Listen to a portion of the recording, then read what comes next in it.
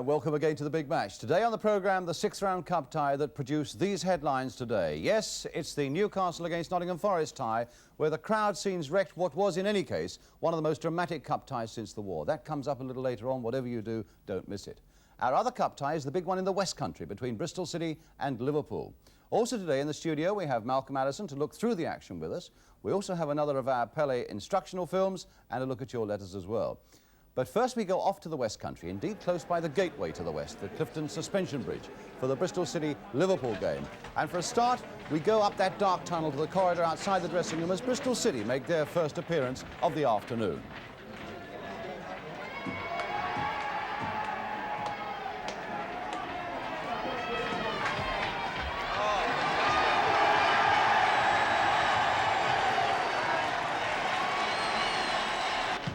And they are followed by the men of Liverpool, led by Emlyn Hughes. There's Alec Lindsay behind him and Ray Clements, Steve Highway and Kevin Keegan, Ian Callaghan and Tommy Smith, Brian Hall and Peter Cormack, Phil Thompson, the substitute Phil Boersma and John Toshak.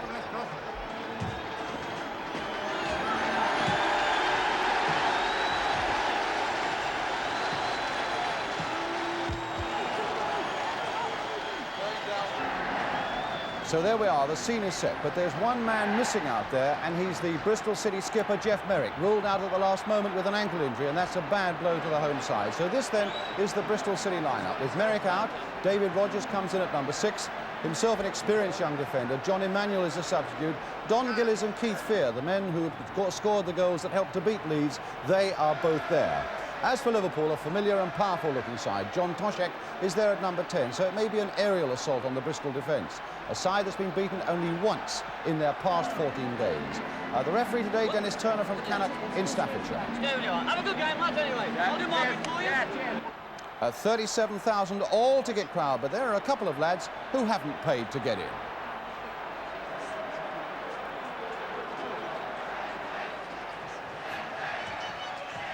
So Bristol City kick off. Red shirts, white shorts, the conquerors of Leeds United here in the sixth round, attacking the goal to our right. Liverpool in white today with black shorts, and you can almost reach out and touch the atmosphere here at Ashton Gate this afternoon. A throw then which Jerry Sweeney takes for Bristol City. Back for Big Tom Ritchie. Crossed in by Gary Collier there. Hunt is right in there. Now will this fall for Tainton? No, it won't. But here's Ernie Hunt again. Back this time for Brian Drysdale for Bristol City. The high cross again, and Clements has to use his fist. Can Hunt turn it back again? And it's no more than a fraction wide. But Hunt, in doing so, had used his hands, and instead it'll be a free kick for Liverpool. But it's got the crowd going. And already Liverpool will know that they're in a game. Ray Clements with the kick.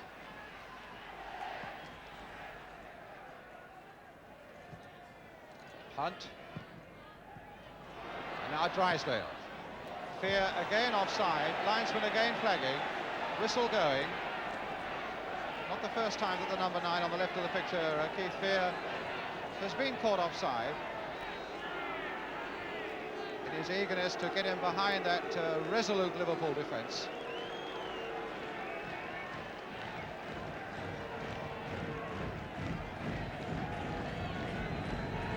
Hughes with the kick. Collier with the header, and a good one. Hughes again. And Callaghan. Now can Fear get in this time? Still with Fear, and now for Tainton. He's hit it across the goal, and Clements really had to dive to get that one. Trevor Tainton making some good and impressive breaks down the right. Ritchie, Gow, stringing it right across the line there. On the far side, Ernie Hunt, the real old campaigner. Gillies, nice backward header there to Fear. Gillies again, a blistering shot that's just wide. The best move of the match for Bristol City. Played at their pace, played with accuracy and played with skill. And the shot in the end from Gillies that was wide.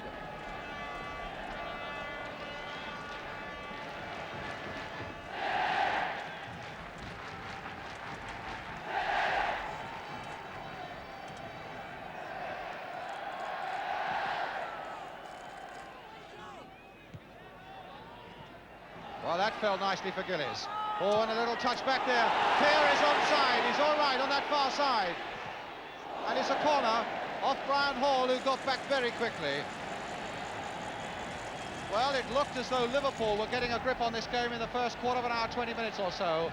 But in the last 2 or 3 minutes, Bristol City have made 1 or 2 fairly sharp and incisive attacks of their own. So the pressure on this Liverpool goal as Hunt takes the corner again. Callaghan getting it away to Highway. A flick on for Toshak. Has he got the pace? No. He was beaten for sheer pace there by Gillies. Tremendous piece of running back there by Donny Gillies.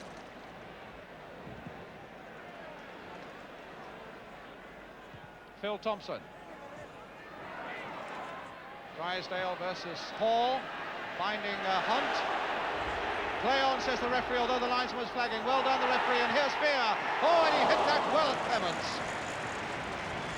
Well, he's not a very big fella, but he's got a tremendous dig on him. Smith. Toshak beaten, though, by Rogers. And here's Ritchie for Bristol City to Tainton. Again, a nice touch by Tainton. Really playing well, and Gillies is offside. It doesn't mean a thing.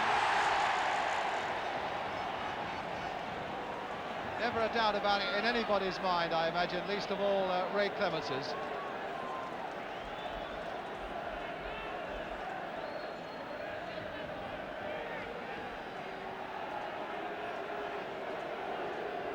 But again, that's springing from a very nice touch by Trevor Tainton, who's looked as talented as anybody on the field this afternoon.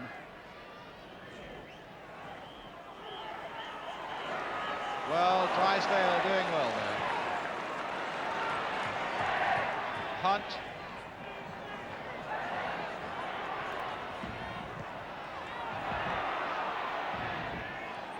One minute to go to half-time, and here's Ian Callaghan with the ball now for Liverpool. Stopped by Drysdale again. Ernie Hunt organising the way he wants, but that might have put Collier in trouble, and Highway was storming in there. And really, Bristol City were put in all sorts of trouble by the man who should have had the coolest head in the side, Ernie Hunt. Well, that really could have been a terrible mistake by Ernie Hunt.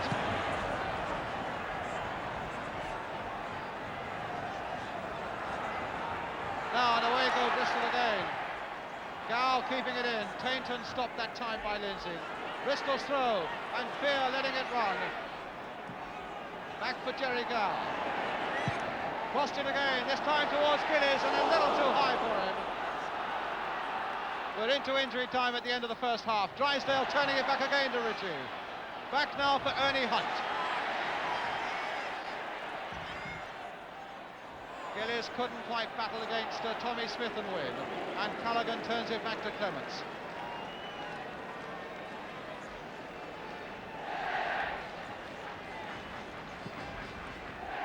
Liverpool have looked none too impressive coming forward. They've had so few chances of themselves. They've given away nothing in defence, but so too have Bristol City. Magnificent in defence.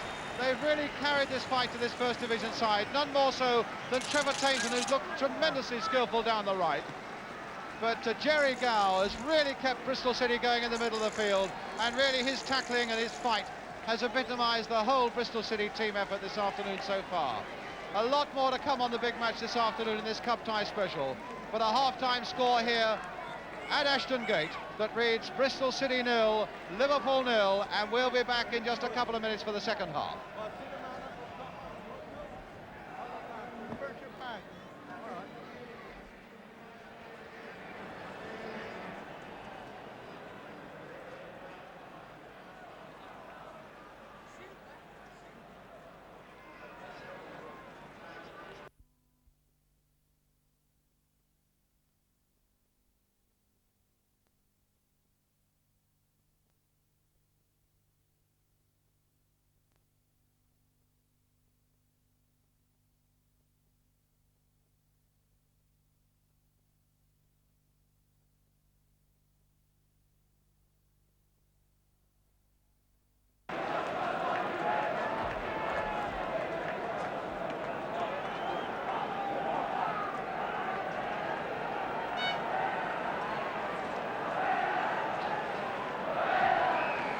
So welcome back then to the start of the second half. Liverpool now attacking the goal to our right, but the cup tie still beautifully poised at 0-0. With Bristol, with their first half team performance, matching almost everything that Liverpool could throw at them.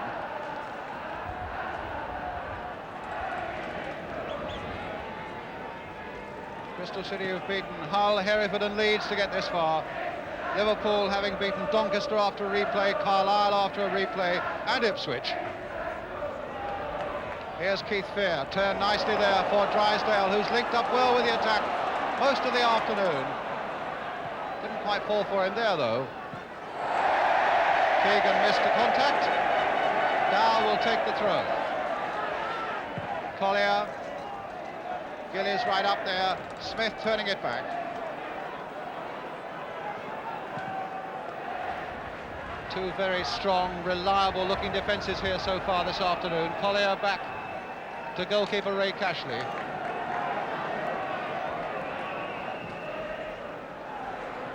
Dow heading it on. Thompson.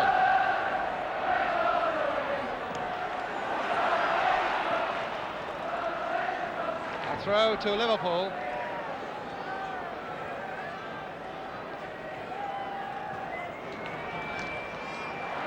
Cormac beaten though by Sweeney.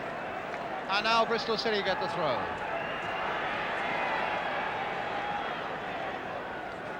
Tainton. Collier lifting it high towards Gillies, and Phil Thompson there, who has hardly put a foot wrong. Lindsay helping it on to Highway. Poor Highway, who's hardly put a foot right. But now it's Keegan away. Got the better of Collier there, and he's got Toshak in the middle. There's the little clip to Don Toshak. Toshak, yes! Toshak has scored, and Bristol City are behind.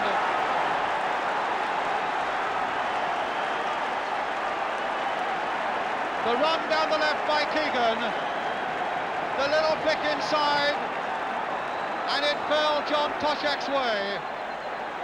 And a blistering shot there past Cashley, putting Liverpool into the lead.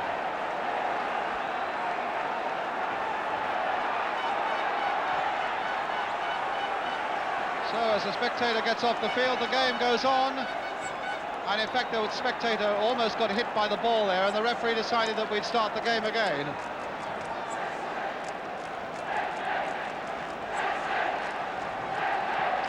Well, we have some deep thinking now on that Bristol City bench against a Liverpool defence that's conceded only one goal in its last 8 games. Still Toshak.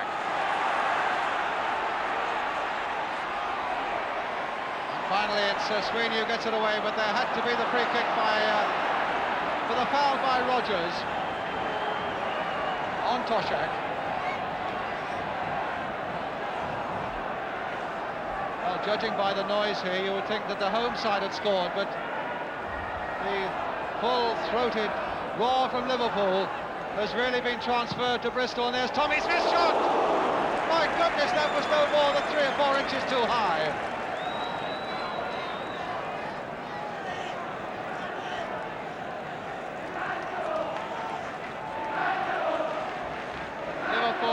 Lost in their last 14 games. Probably the best defence in the country at the moment.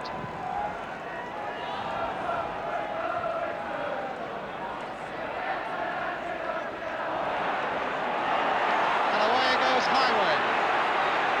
Again, Toshak is in the middle. Still with Highway, and that's into the side netting. And practically the first time in the game that Highway has done himself justice. And certainly the first time in the game that Highway has shown those galloping legs of his to full effect.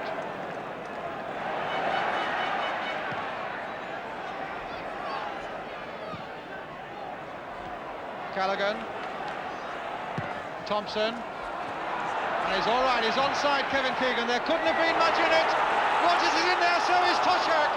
And Cashley got back in time, but the whistle had gone. But a lovely piece of play, a cheeky piece of play again by Kevin Keegan.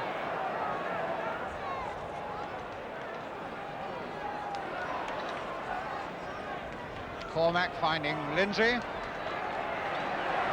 In turn, Phil Thompson.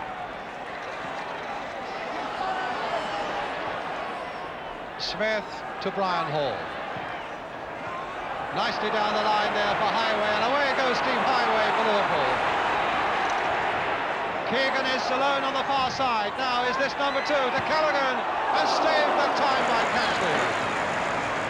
From Ian Callaghan.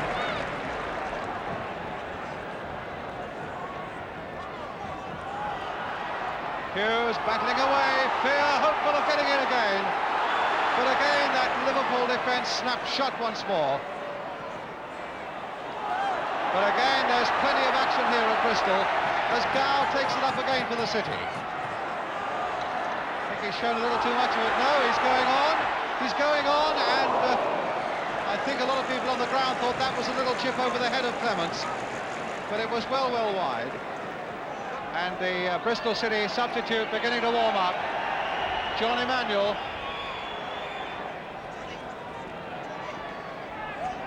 There is John Emmanuel, Welsh under 23 international.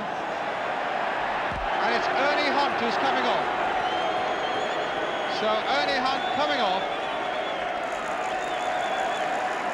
giving his good wishes to John Emmanuel as he comes on.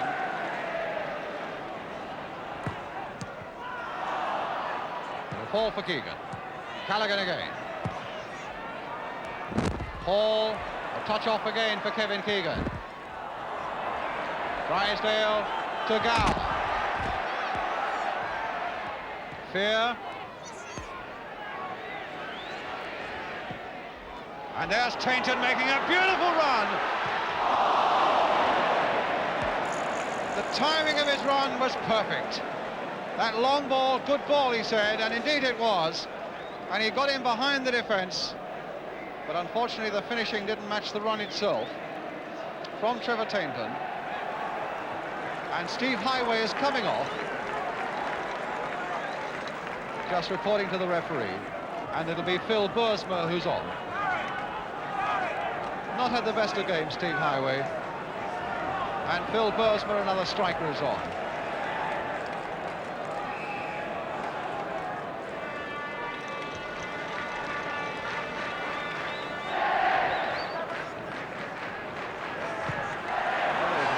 Four steps there. Toshak to Kevin Keegan. A little cross by him. Oh, and Bursma was in like a weight of knots there, but he was a fraction too high.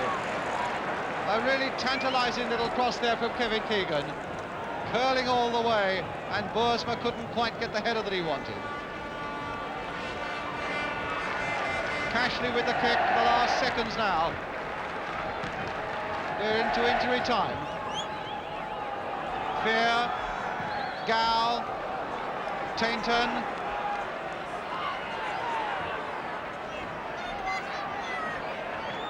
Tried to get that inside Tommy Smith, but it wouldn't quite come off for him, and here's Brian Hall feeding Ian Callaghan. Gow again chasing after Callaghan, these two tremendous midfield players who've hardly stopped running all afternoon. And I think they know on that Bristol City bench now that it is just about all up with them. It'll be Keegan with the corner.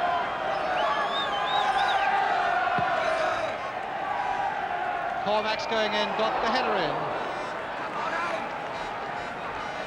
John Sillett, the coach, with Alan Dix on the left, wanting everybody now to spring forward in a last desperate attempt for Bristol City.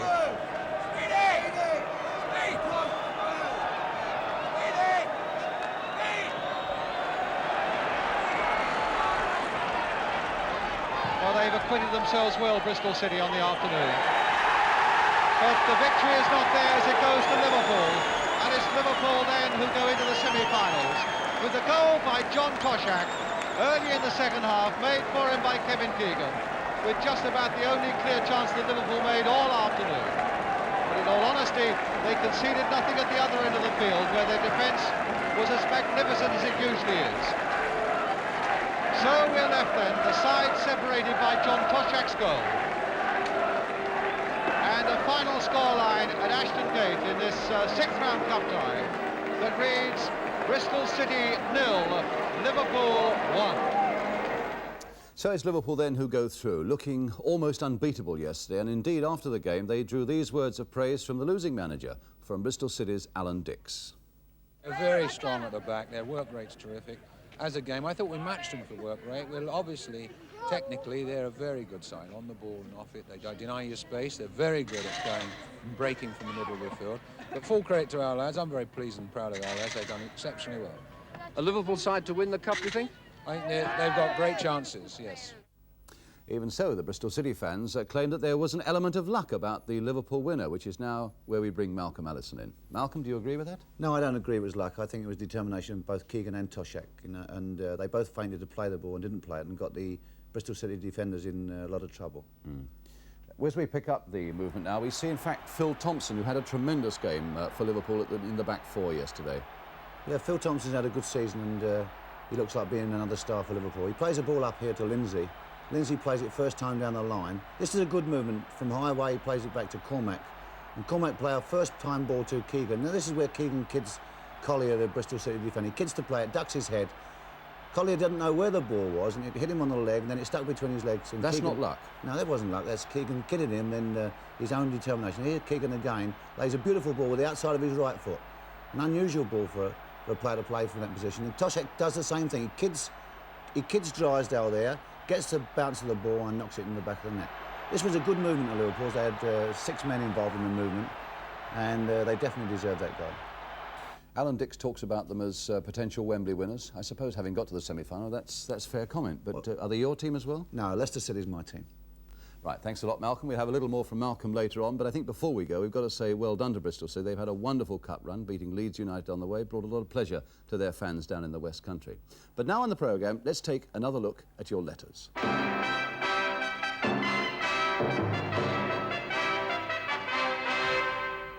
Well, I've spoken often enough about the hawk-eyed viewers who watch our programme, and here are another 3. One, a very young one, Paul Fagg, aged 7 3/4, who comes from 8 Detling Close, Sheerness in Kent, Ian Woodland of 27 Wilmington Way in Brighton, and E. Scadden of 3 Grove Villas Great Sailing near Braintree in Essex, all spotted something at Gillingham in their game against Exeter a couple of weeks back, and that was that in the second half 2 Gillingham players were both wearing number 3 shirts. Here's one of them on the far side, Glenn Aitken, going into the tackle there, and here's another one, Keith Lindsay. Well, the solution is that the number 2, Keith Lindsay, had his shirt ripped in the first half and by accident was given the wrong one to go out for the second half. As you know, we also like to delve a little bit into the past, and I've been sent a team photograph by Mr. H.W. Pearn of South Ball, Bridestow, Oakhampton in Devon, that really is in a class of its own. Here it is. It's the Everton team for the 1934 Cup final, after they'd been presented with raincoats by a manufacturer, though with those magnificent hats, they really look like something, I'm sure you'll agree, straight out of Chicago in the 1920s. And certainly a far cry from the slick-looking Everton team that posed for this picture this season. Our penalty prize final at Wembley last Saturday was, I think, the best ever. And a lot of you are disappointed that because you were playing yourselves last Saturday that you didn't see it, professionals included. Well, it was won by a 15-year-old Belfast boy, Jim Grattan, and his penalty kicks, I'm sure you will agree, against Gordon Banks, were an example to everyone as to how they should be taken. In fact, got to our semi-finals last year as well, so quite an expert penalty kicker from Northern Ireland here, Jim Grattan. Yes, that's 1 out of 1 for Jim Grattan. Great stuff there from Jim Grattan, 2 out of 2. There we are, 3 out of 3 for Jim Grattan. And that's 4 out of 4. Standard's been higher than ever before this season, and you can see why I say that now. Here's Jim Grattan again. 5 out of 5. 5 out of 5. Gordon's looking for the ball. There it is on the other side of the net. He picks it up, flings it back. I think he's thoroughly enjoying himself out there. I think you've got one more shot, haven't you? 5 out of 5. You've got one more to take, Jim. Go. Got one more to take. Yeah, one more. You've got to get that one in too. Well, it might be a If you get that one in, you'll be taking the lead. Jim Grattan wearing his Sunderland colours already.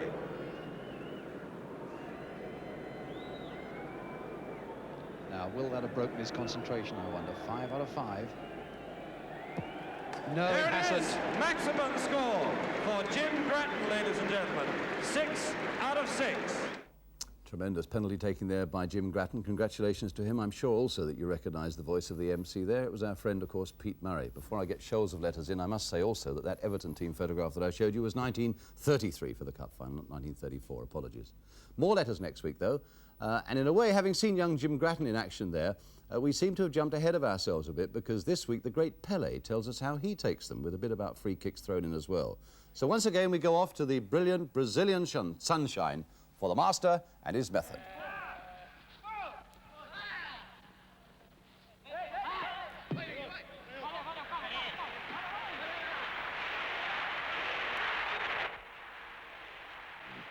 Fica, Fica, stay, stay.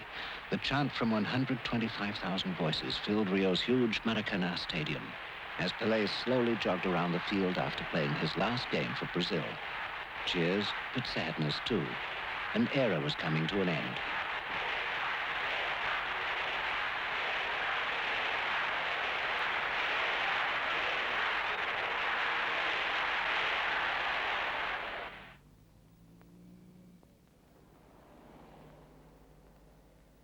There had been another famous game 2 years before, when Maracanã had roared for Pelé.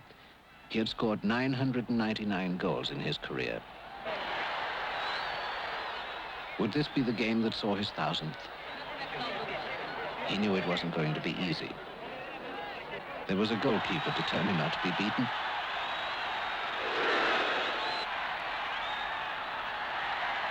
There was even a crossbar to say no. Then, late in the game, Pelé breaks through and is fouled. A penalty. Pelé will take the kick. Maracanã is alive with noise and tension, the crowd roaring him on, willing him to score. But Pelé must totally shut out all that excitement and concentrate on one thing only, the ball.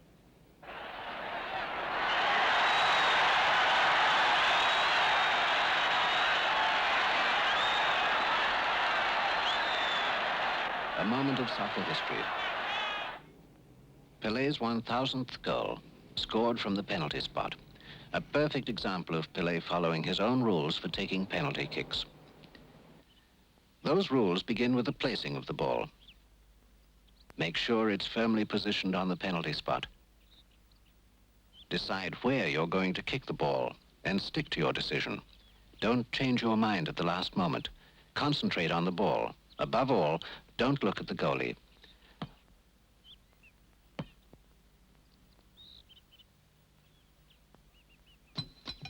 Obviously, no penalty kick should be aimed at the center of the goal. That territory belongs to the goalkeeper. The sticks with the red flags are 2 yards in from the goalposts. That is the area to aim for. Now, if you can get the ball in the 1 yard of space between the yellow stick and the post, you should score every time. A penalty kick should mean a goal.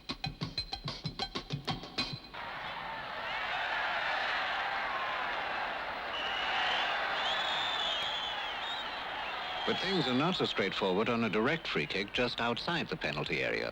There will be a wall of defenders blocking most of the goal.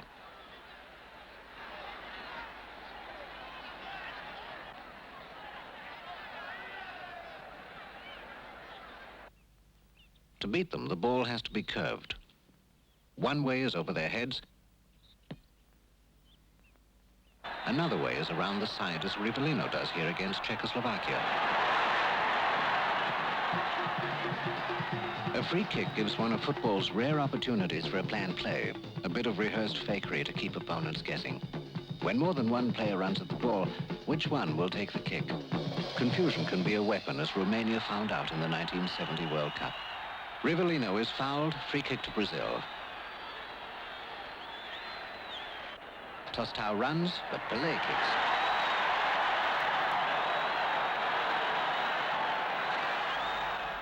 And more from Pelé next week, and I think this is probably a good moment to mention the man currently called the world's best footballer. I mean, of course, Johan Cruyff, the Dutchman playing for Barcelona.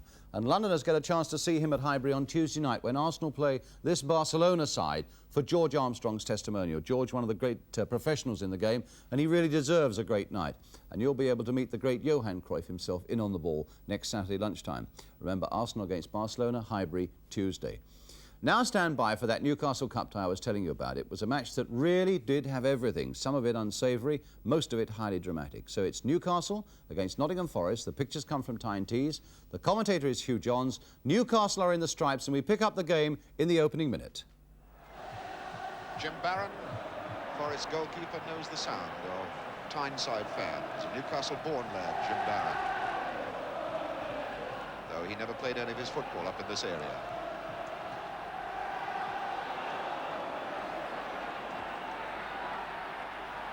Billy O'Kane, hitting it long. Mackenzie trying. O'Neill hoisting it up there. Bowyer's after it. And a head and a goal! A goal! Ian Bowyer! 1 minute and 30 seconds into the game, and Ian Bowyer keeps his cup tie goals going. What a tremendous shot. It stunned these Newcastle fans. Ian Bowyer. 1-0 Nottingham Forest, 1 minute and 30 seconds into the game. The first attack that Forest made, Martin O'Neill hoists a high ball. McFall was slow to come off his line. Bowyer got there first, a little nod in the back of the net. Dermot picks up Barraclough. McDermott's gone off a good run. For fair cross. Chapman was very positive then as Tudor came ghosting in behind him. Johnny Tudor was going in well on that occasion. But Chapman had to be positive. Hibbett will take the corner, this one. Newcastle's second corner of the game. McDonald on the line. Lyle, it's a bad ball out, and it's a goal. It's the equaliser from Craig. Craig has got it. It's 1-1. 25 minutes of the first half. Hibbett's corner not cleared out properly, and Craig steaming in like a train, whacking a fierce left foot shot hard into the net.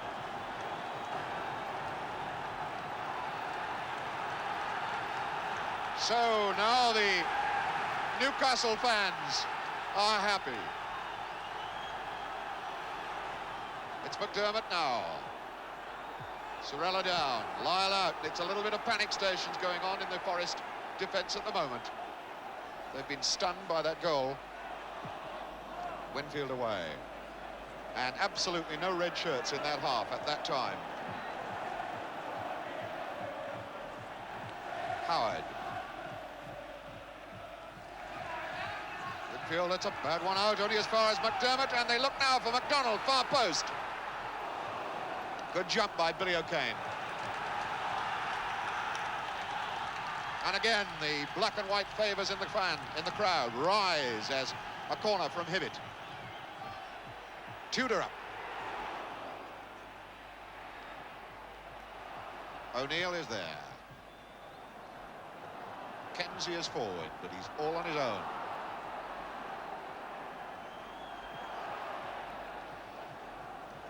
Billy O'Kane.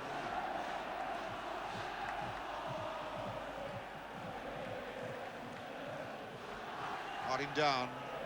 Howard forward. Chapman fighting for it against now McDonald, Barraclough. That was some cool stuff then by Winfield as Barraclough went steaming in.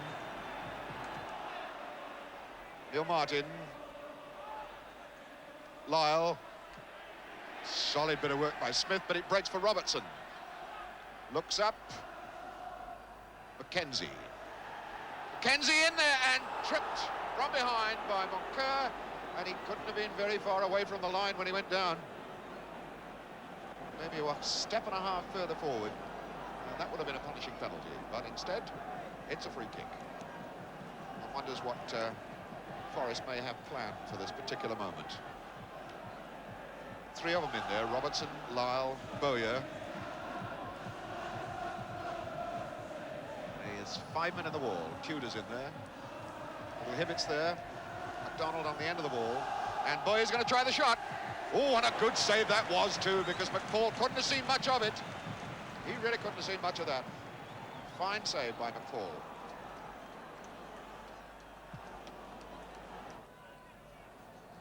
Sorella. Chapman quite happy to knock it back every time. Winfield. Lyle. Martin. Not a bad attack building up. Robertson forward for Lyle.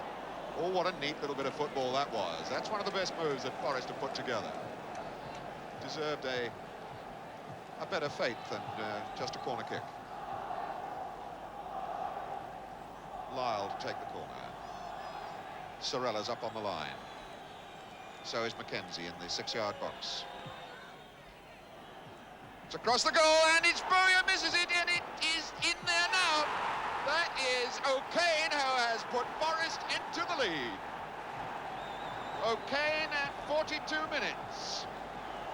Well, we were saying that Newcastle were getting themselves in a tangle in defence, and now they've been punished for another bad moment.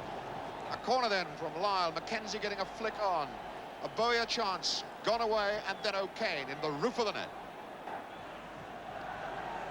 This is Jim Smith. Didn't work for him. So Lyle for Forest. Mackenzie. O'Neill. Tackled by Howard. Hibbett robbed so easily. It's O'Neill. Robertson. And Bowyer as Moncur comes to him, and he gave the ball away to Mackenzie, who got it in the back, and the penalty is given. The penalty is given. And it looks very much as though Howard has complained too loudly and is going to get himself booked. And Mackenzie, the man who was brought down from behind as he challenged for the ball. Clark trying to calm Howard down. Referee Q waiting to record his name in the black book. An occasion, I think, when referees might turn a deaf ear, because a penalty given against you in a cup tie when you're already losing 2-1, you're likely to say something. Oh my godfathers, he is going to be sent off. He has said something foolish again, and Howard is going off. Well, of course, that is rather foolish. Being booked, and then to continue the argument, and referee Q is having no more to do with it at all. He has pointed to the tunnel, and double tragedy then for Newcastle. They've not only had a penalty given against them, but Martin is appealing to the referee on Howard's behalf, but Q, referee Gordon Q, will have none of it at all. And Pat Howard has been sent out of this cup tie 10 minutes into the second half. But we go back to the game. And the culmination of that offence, the foul on Mackenzie, presents Lyle with the opportunity of putting Forest 3-1 ahead. He's there. And Forest have now got a 3-1 lead. 59th minute. And the crowd up behind there are Forest supporters erupting as Newcastle are in real trouble. The foul then on Mackenzie, the knockdown from behind, and when the ball was put down on the spot, eventually George Lyle knocks in the penalty as cool as you like. And Newcastle United, 2 goals behind and only 10 men.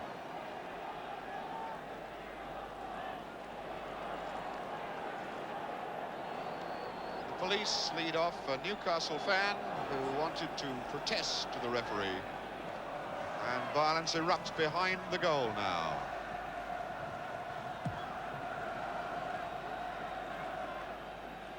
Hibbett forward. McDonald on. Chapman getting the blocking boot to Tudor's shot.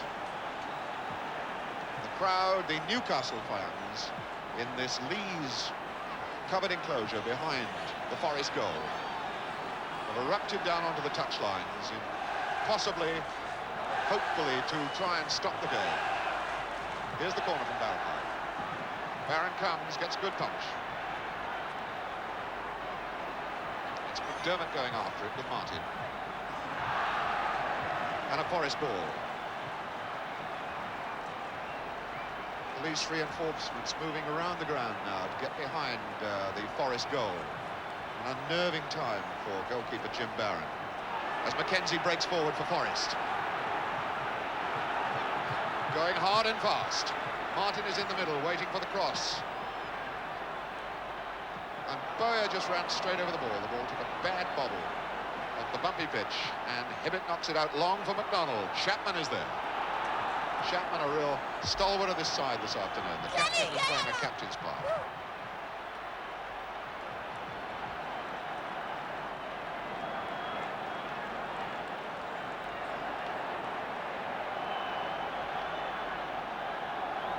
The far side of the ground, a fight now out on the pitch itself as a spectator has dashed out there, and now here come the fans. This is what they wanted to do all the time. Newcastle fans rioting out onto the pitch, a terribly dangerous moment for the players themselves now. As they charge down the field, these Newcastle supporters to where the Forest supporters are behind the other goal. And we're going to have trouble all the way around this ground. And referee Q has pointed to the dressing room. He's not having the players involved in any problems out here. And very wisely, Indeed, referee Mr. Q acted positively there. His first thought was for the safety of the players, and that's quite right. You can see they were hardly young hooligans either. But 10 minutes later, it was safe enough for the game to be restarted. And we shall restart with a free kick by John Winfield for Forest. Martin trying. And he pushed Moncur as he went in. Bobby Moncur, who must feel a very, very dispirited man, as all these Newcastle players are now. Clark. Corner. McDermott wanting to take it. McDermott wanted to take it fairly quickly. It's not a bad one. Moncur was up. Great save finally by Barron, but Moncur rose high above everybody then to send that ball rocketing towards the top right-hand corner. There's Bobby Moncur, and he's staying up there to see if he can do something with this next corner, which is going to come over from Hibbett. And got hold of that one, and the penalty's given.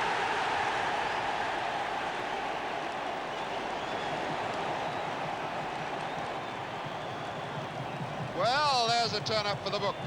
Penalty at one end of the field, now we're going to have one at the other. Looks as though it was Sammy Chapman who was penalised for pushing. Barron being put back on his line. Sammy Chapman, I think it was, who was penalised for pushing. It's number 4, Terry McDermott. And it's 3-2. So the 10 men have got back into the game. The 10 men are back in the game as Terry McDermott slots in the second penalty of the game in the 69th minute here. And the score is now 3-2 to Nottingham Forest. So Newcastle's 10 men back in the game.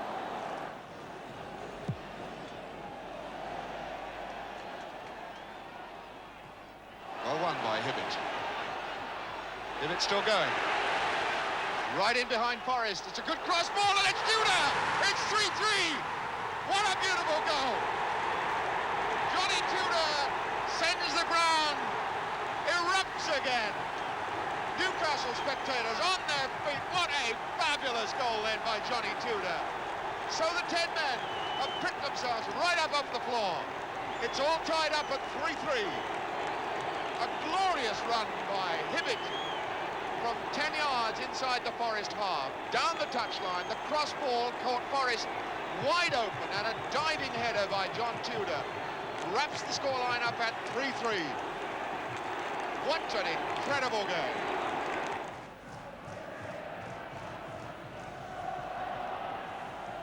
And it's still on for Smith. Sammy Chapman, well, he's made some pretty lengthy clearances, but that's the best yet.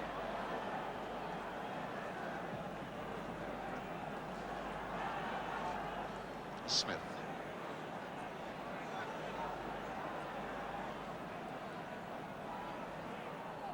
For Tudor. Tudor hammering it. McDonald, there it is! The winner, surely! Bobby Moncur! 4-3! What an incredible reversal! 89 minutes, 1 minute to go, and Bobby Moncur has scored it. fabulous cross ball by Tudor from the far side. McDonald knocking it across into the 6-yard box. And amazingly, centre-back Bob Moncur got on the end of it, and he has put Newcastle 4-3 up.